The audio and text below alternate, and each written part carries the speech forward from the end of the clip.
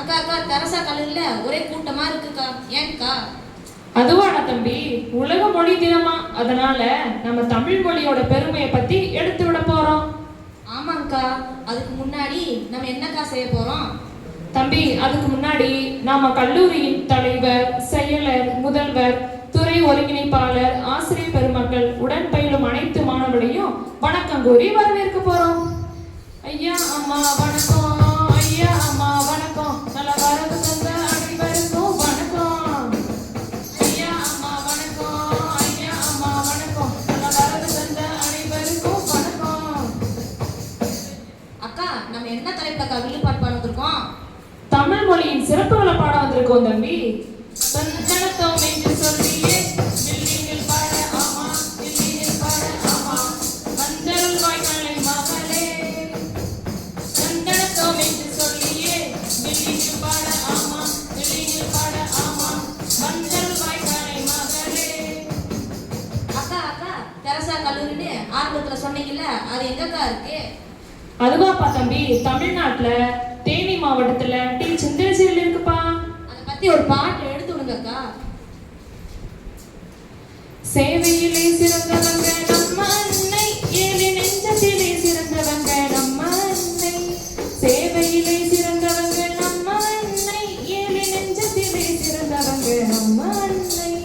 அவங்க தான் நம்ம தெரசா அன்னை. அப்படியாக்கா? ஆமாண்டா தம்பி. தாளம்பூ கதை தெரியுமா தம்பி உனக்கு? தெரியாதுக்கா. சொல்றேன் கேளு. ஒரு முறை பிரம்மனும் விஷ்ணுவும் தங்களில் யார் பெரியவர் என்று வாதித்தனர். நடுவில் சிவன் அக்னி பிளம்பாக தோன்றி என் முடியையும் மடியையும் யார் பார்க்கிறார்களோ அவர்களே பெரியவர் என்றார். சரி. விஷ்ணு வராக அவதாரமாக அடியை தேடி பாதாளத்திற்கும், பிரம்மா அன்னப்பறவையாக முடியை தேடி ஆகாயத்திற்கும் சென்றனர். சரி சரி. இருவராலும் முடியையும் அடியையும் காண முடியாமல் தாளம்பூவை பார்த்து சிவனின் அடியையும் முடியையும் கண்டதாக பொய் சொல்கிறார்கள். சரி. ஆகவே தாளம்பூ பொய் கூறியதால் சிவன் தன்னுடைய வழிபாடுகளில் உன்னை பார்க்கவே கூடாது என்று விடுகிறார். ஆகவே தாளம்பூ பொய் கூறியதால் சிவன் தன்னுடைய வழிபாடுகளில் உன்னை பார்க்கவே கூடாது என்று கூறிவிடுகிறார். இவ்வாறு ஆணவம் அணிந்து மெய்ஞானம் தோன்றுவதை மகா சிவராத்திரி நமக்கு உணர்த்துகிறது. தமிழ் கடவுளாக சிவன் தோன்றியது இவ்வாறுதான். அப்படியாக்கா? நன்றிக்கா, நன்றி. தந்தனத்தோம் என்று சொல்லியே வில்லினில் பாட ஆமா, வில்லினில் பாட ஆமா, வந்தல் வாய்க்காலை மகளே. தந்தனத்தோம் என்று சொல்லியே வில்லினில் பாட ஆமா, வில்லினில் பாட ஆமா, வந்தல் வாய்க்காலை மகளே. தம்பி, நம்ம கடவுளை பத்தி சொல்லிட்டோம். இப்ப தமிழோட பெருமையை பத்தி சொல்லுவோமா? அப்படியாக்கா? என்னன்னு சொல்லுங்கக்கா. உலகிலேயே மூத்த மொழி, இன்றும் உயிர்ப்புடன் இருக்கும் மொழி, இளமை கொண்ட மொழி, இன்சொல் பேசும் இன்ப மொழி, இலக்கண இலக்கியம் கொண்ட மொழி, செம்மொழி தகுதி பெற்ற மொழி, அறத்தையும் மரத்தையும் வீரமாக பெற்ற மொழி. அப்படியாக்கா? ஆமா தம்பி. தந்தனத்தோம் என்று சொல்லியே வில்லினில் பாட ஆமா, வில்லினில் பாட ஆமா, வந்தல் வாய்க்காலின் மகளே. தந்தனத்தோம் என்று சொல்லியே வில்லினில் பாட ஆமா, வில்லினில் பாட ஆமா, வந்தல் வாய்க்காலின் மகளே. சரிக்கா, இப்ப தமிழ் மொழியின் பெருமை பத்தி இன்னும் சொல்லுங்கக்கா.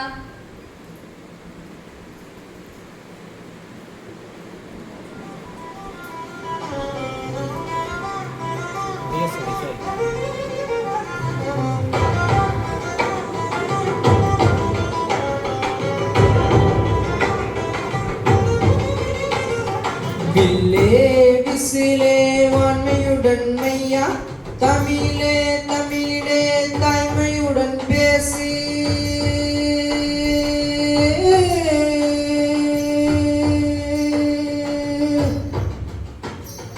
எழுத்தில் உயிரே சொல்லில் நயம், இலக்கியம் நம் செல்வ நீதயம்.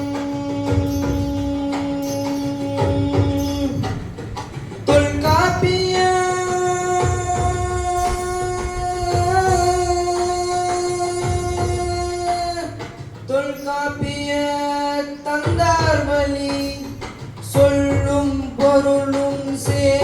காட்டும் நெறி எழுத்து உயிரும் மெய்யும் பிசர்ந்தாள் இலக்கண தோட்டம் வளர்ந்த போல் சங்கம் வந்தது சங்கீத வசை எட்டு தொகை பாடல் உலகமே தொசை அகம்புறம் என இரு முகம் தமிழின் அடிகள் காட்டுது சும்மா கம்பர் பாடினான் ராமாயணம் பாரதி சொன்னான் சுதந்திர கனவு உயிரின் மூச்சு இலக்கியம் அதில் நெஞ்சின் நரம்பே தமிழில் வாழ்க தேவிசில் சிலக்கை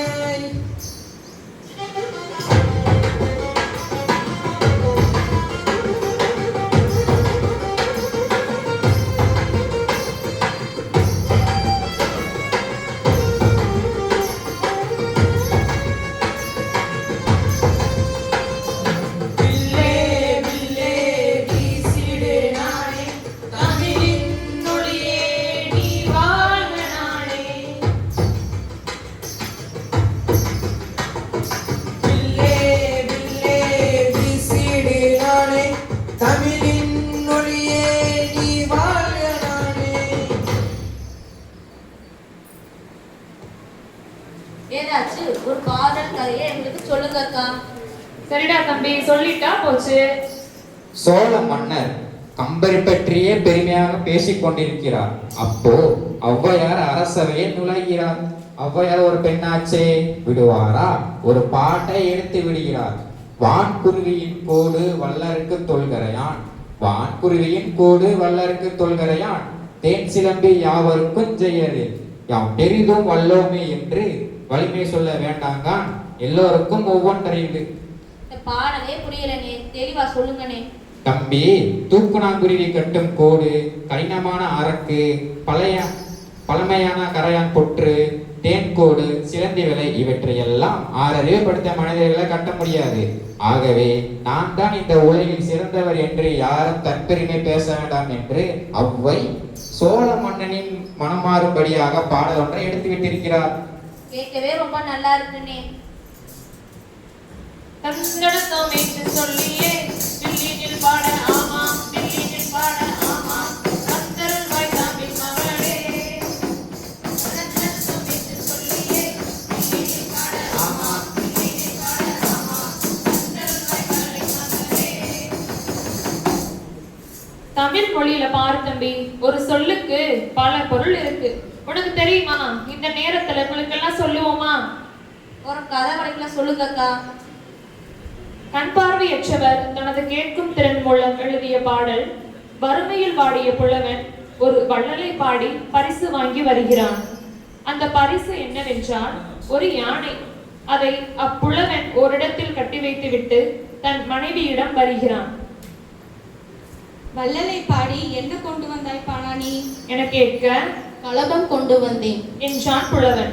கலபம்? ஓ, சந்தனமா? அதை நீயே பூசிக்கொள் என்றாள் மனைவி. சந்தனம் இல்லை, மாதங்கம். மாதங்கம் என்றான் புலவன். மா தங்கமா? அதிக பொன்னா நாம் நன்றாக பிடித்துக் கொள்ளலாம் என்கிறாள் மனைவி. இல்லை இல்லை, வேலம் என்றான் புலவன். கரும்பா? அதை நீங்களே சாப்பிடுங்கள் என்றாள் மனைவி. இல்லை இல்லை, பகடு. எருது என்றான் புலவன். ஓ, எருதா?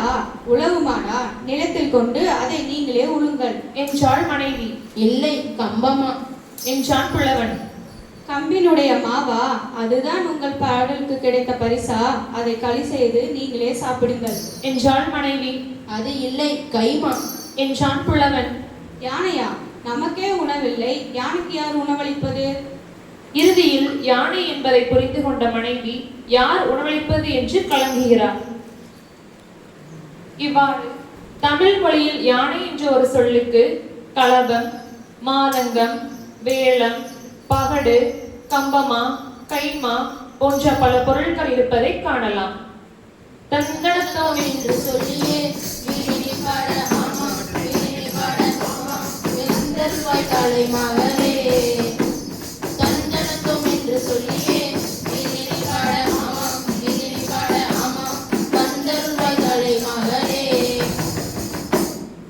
தமிழ் மொழியில் இன்னும் எவ்வளவோ இருக்கு. அதை சொல்லணும்னா நேரம் போதாது. இதோட நம்ம இந்த வெளிப்பாட்டை முடிச்சுக்கலாம்.